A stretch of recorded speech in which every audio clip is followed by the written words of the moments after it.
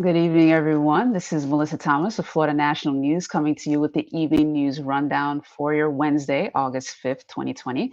Thank you, as always, for tuning in.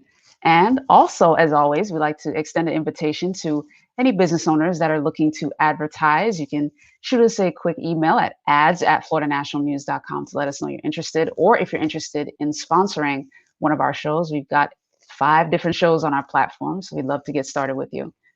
And as usual, we like to get you guys started here at the Evening News Rundown with the latest COVID-19 reports globally, here in the United States and in the state of Florida. So globally, the World Health Organization is reporting over 18.3 million confirmed cases and over 696,000 confirmed deaths. Here in the US, Johns Hopkins University reports over 4.7 million confirmed cases and over 157,000 confirmed deaths. Here in the state of Florida, according to the Department of Health, we have officially crossed the 500,000 mark. We are at over 502,000 confirmed cases and over 7,600 confirmed deaths. Now, jumping into our world story today, the 8th Brazilian cabinet member has tested positive for COVID-19.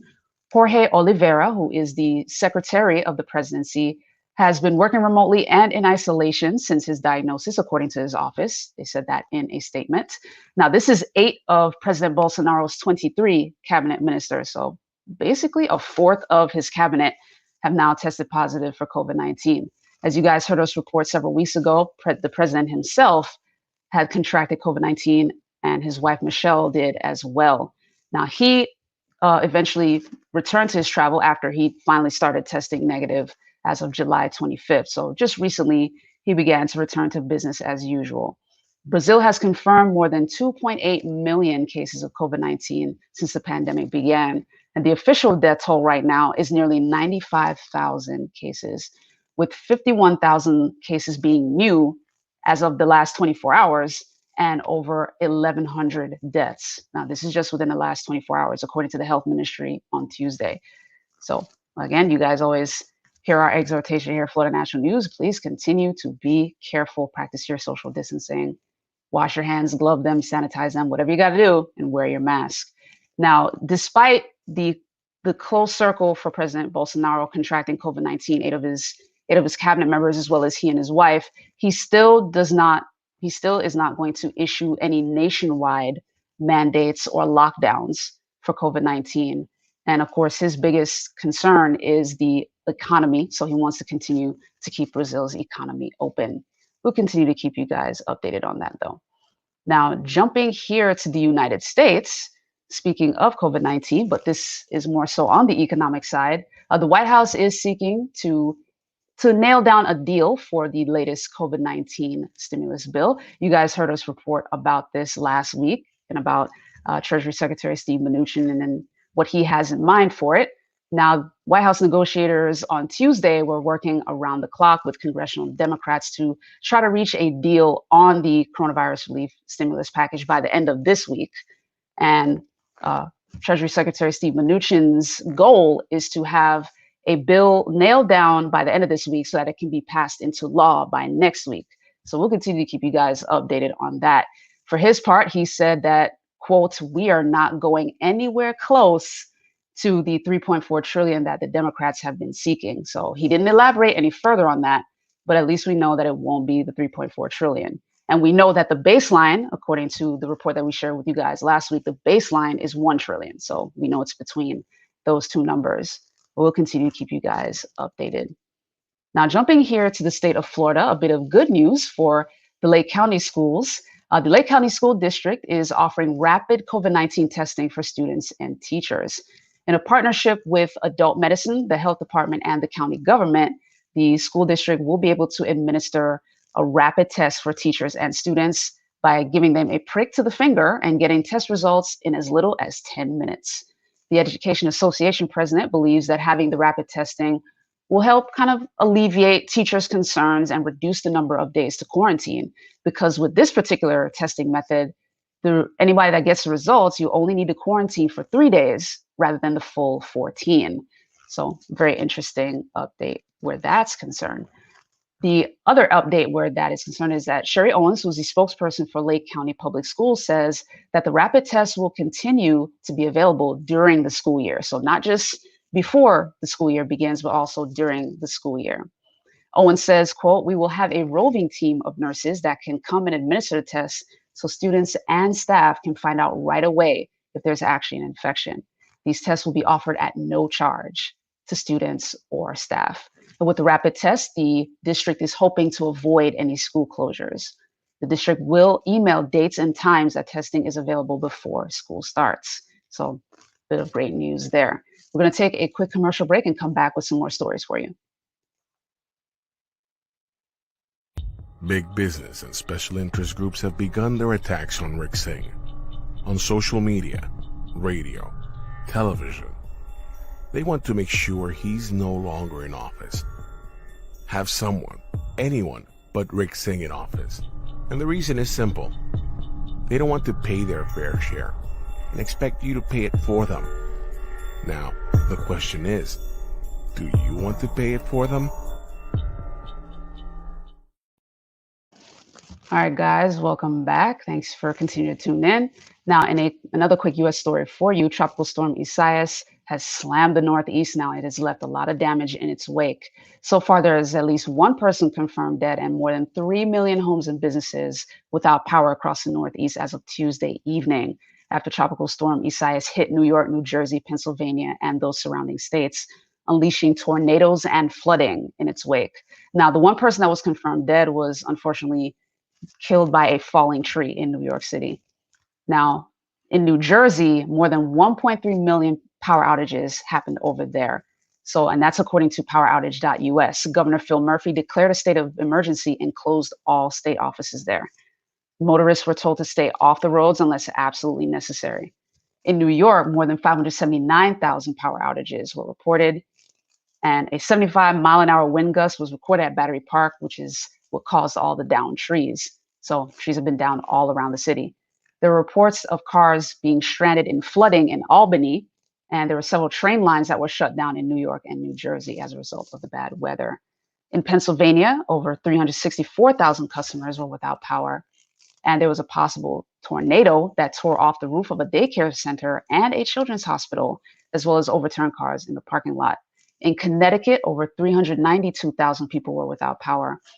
And for Hurricane or Tropical Storm Isaias's path, it made landfall near Ocean Isle Beach in North Carolina as a Category 1 hurricane late Monday night. But since then, there have been more than a dozen reports of tornadoes up the East Coast to New Jersey. So that's what caused all the major carnage. Now, jumping down here to the state of Florida, a bit of an update in terms of the debate with the vote by mail. President Trump has actually changed his tune a little bit. He believes that Florida's voting system is safe and secure, so he is now encouraging residents to vote by absentee ballot or by mail. He, of course, did his thing on Twitter. He tweeted on Tuesday afternoon that, quote, "In Florida, the election system is safe and secure, tried and true. Florida's voting system has been cleaned up," and he put in parentheses, "We defeated Democrats' attempts at change." He also added that in Florida, "I encourage all to request a ballot and vote by mail." Now, as you guys remember, he previously called for the 2020 election to be delayed, arguing that an increased mail-in voting would result in fraud. So we're going to talk a little bit in a moment with our resident expert, Angel Perry, to kind of get her take on that on our hashtag Worker Wednesday segment. But we did want to give you this particular update with what the president has said now as it relates to the state of Florida. For his part, Governor Ron DeSantis has added that Florida will be in a good spot to go in terms of mail-in voting and vote by mail. He said that the state requires verification of the voters and that the state will police for election fraud.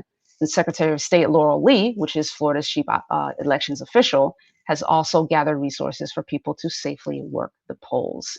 So we'll continue to keep you guys updated on that. In the meantime, we're going to take a quick commercial break.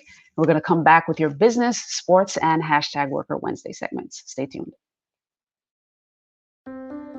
At Duke Energy, we deliver electricity and so much more, like free home energy assessments, rebates for energy-saving improvements, payment options to help you better manage your budget, and even bill credits for helping the community use less energy. So no matter what you're doing, we can help you make better energy choices every day. It's just another way we bring power to your life. How much can you save? All right, guys, welcome back. Now, jumping into your business story, Southwest Airlines will no longer be cleaning its armrests and seatbelts in between flights. Now, they're changing their disinfecting policy in an increase in the turnaround schedule. So, in a way, this is a bit of good news for them on the business side of things. They're starting to get more into a routine. There's an increase in customers and flights. So, they're going to go ahead and stop disinfecting. However, what they're going to do is make it available for passengers to get disinfecting wipes to be able to wipe down those surfaces when they board, and make hand sanitizer available to all passengers to continue to keep things safe. And between flights, or in the 6 to 7 hour window when flights are not happening, they're doing what's called a 6 to 7 hour deep clean. So they're going to go ahead and clean their aircraft at night, as opposed to dealing with the armrests and the seat belts in between seats. And that began as of August 1st. So they made sure to kind of alter their between flight sanitation policy to make up for the increase in passengers. So congrats to them in a way on that. Now, a memo shared with USA Today reads, quote, "These are the most important areas to clean between each flight, as they are prone to contamination from customer use and food or beverage consumption." Now, the priority in terms of where they will clean in between flights are, of course, the bathrooms and other areas. So they want to make sure the super high traffic areas continue to stay sanitized. So the sanitizer will be provided at check-in and at ticket counters as well. And they've also pledged to maintain empty middle seats at least until October, to maintain social distancing on their flights as well. So they want to make sure to continue to stay careful. Now, jumping very quickly into your sports story, Levine Family Racing will close at the end of the 2020 season in NASCAR. They have sold the NASCAR team, but will finish the season with driver Christopher Bell. So the team owner, Bob Levine, made the announcement as of yesterday, saying that he couldn't risk his 41-year-old construction business by continuing to fund the team. His business, much like many businesses, was affected due to COVID-19. And, so far he has not revealed who purchased the team, but, it guarantees entry into the 40-year-old car for 40 car field for each race. So at least things will continue as normal where racing is concerned for the company until the end of the 2020 season.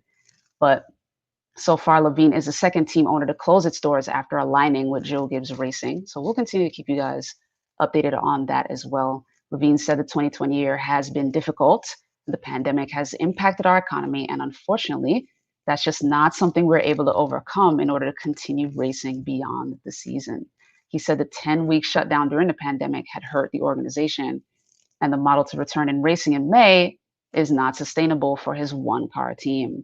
So the Levine Family Racing had competed in NASCAR since 2011, of course, making its debut with David Starr at Texas Motor Speedway. So the organization didn't run a full schedule until 2016, with Michael McDowell and Ty Dillon, which is a very familiar name, splitting the ride. But so kind of RIP in a way to Levine Family Racing, but we'll continue to keep you guys updated. In the meantime, it is Wednesday, so we are on to hashtag Worker Wednesday, and we have the lovely Angel Perry, who is the Executive Vice President of the Communications Workers of America Local 3108 Union. As always, it is a pleasure to have you on. Yes, Welcome. thank you. I appreciate it. Okay, absolutely. So you heard the update earlier in terms of President Trump kind of changing his tune a little bit, at least as it relates to the state of Florida, with regards to vote by mail and absentee ballots. So first of all, let's straighten some things out in terms of semantics. Is there a difference, in your opinion or in your expertise, between absentee and vote by mail? Or are they pretty much the same thing? So the big whopping difference is absentee ballots.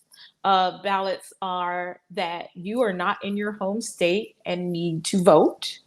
For example, college kids that may be away, say if someone lives in New York and they're in California, the absentee ballot is requested and it's for that resident state for them to cast their vote. Vote by mail means I'm at home. Hey, I don't want to go anywhere.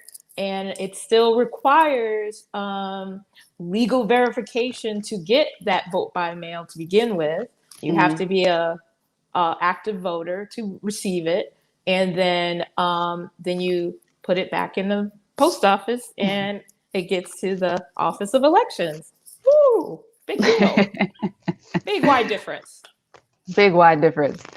No, but okay. But no. So it's semantics. You have to either physically you're home, there's the vote by mail, and then you are not in this home state that you need to vote in. So that's the absentee ballot. Very similar to the president who stays in Washington, D.C., but resides here in the state of Florida. So not much difference. It goes by where the voter lives or is physically at the time that voting takes place. Right.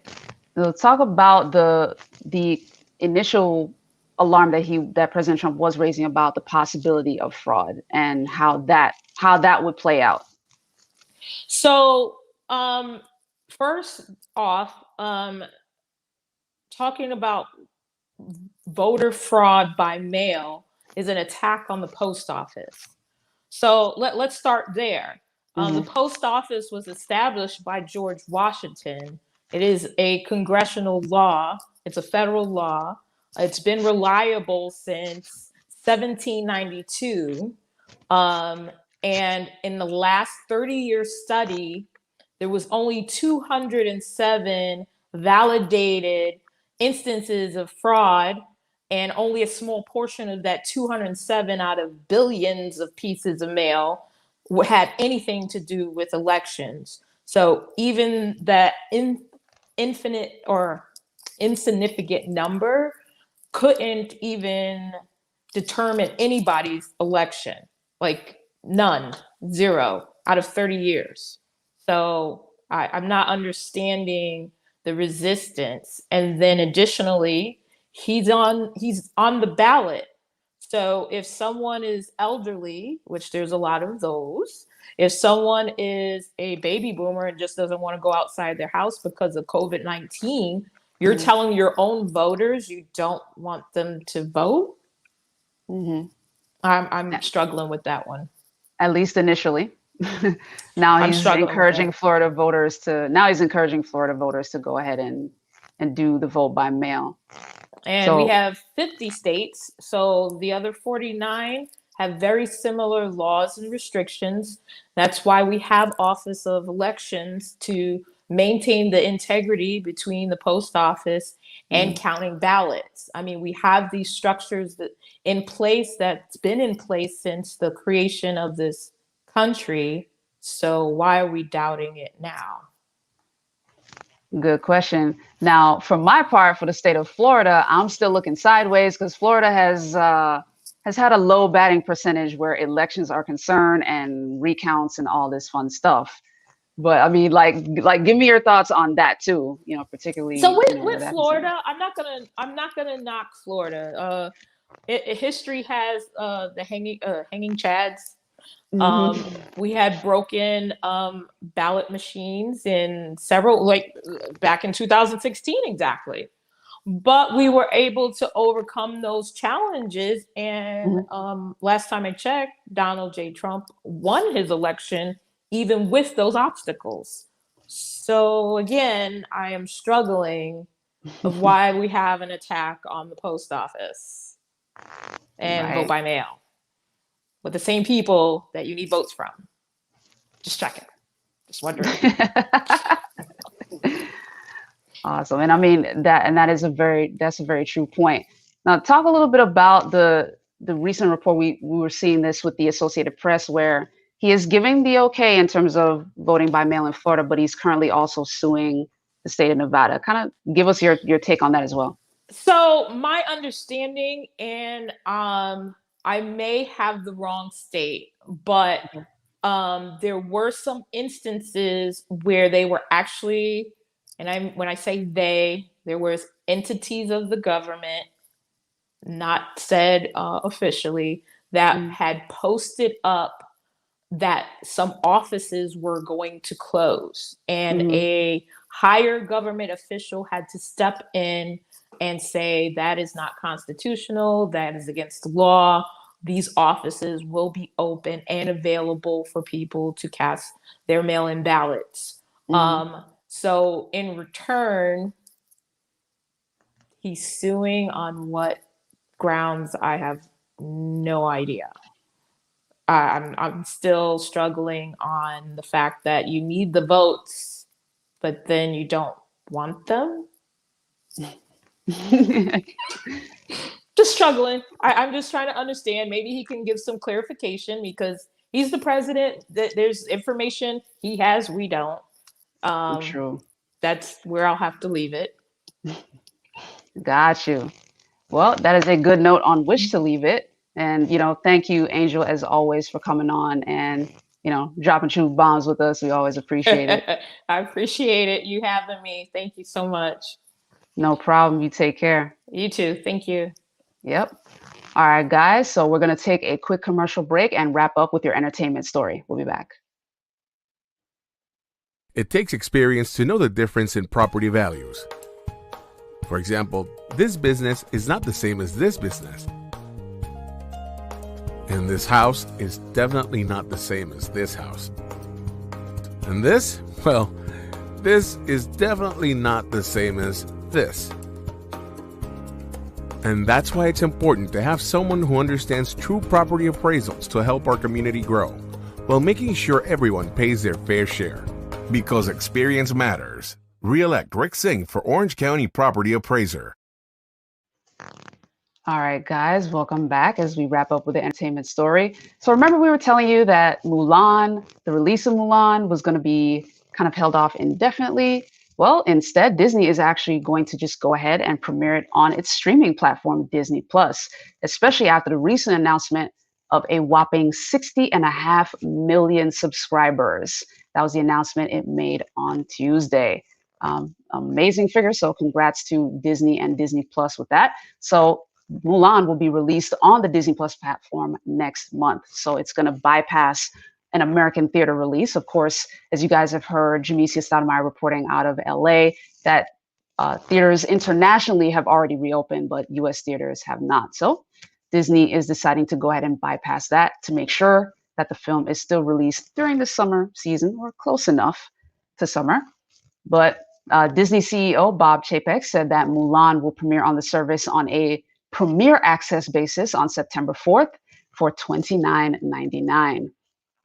Now, the film will be released theatrically in markets in which access to the movie on Disney Plus is not available. So they want to make sure that anyone who doesn't have Disney Plus will still be able to see it. And Chapek was quick to emphasize that the Mulan release on Disney Plus is a one-time event. He said, quote, "We find it very interesting to take a premiere offering to consumers at that $29.99 price and learn from it." He said that noting that they would study the number of transactions and the number of subscribers generated by the movie. So not only the existing subscribers that are going to pay for it, but also new people who will come to the platform specifically to watch it. So we'll continue to keep you guys updated on that. Chapek said that the premiere access window created for Disney Plus, for the Mulan Act it's going to act as a fairly large stimulus for new customers to sign up for the streaming service. And at this stage in the ongoing COVID-19 pandemic, the company's direct-to-consumer and international segment is the only division that generated year-over-year revenue growth during this quarter, which that was a 2% jump to $4 billion. So again, congrats to Disney Plus on that.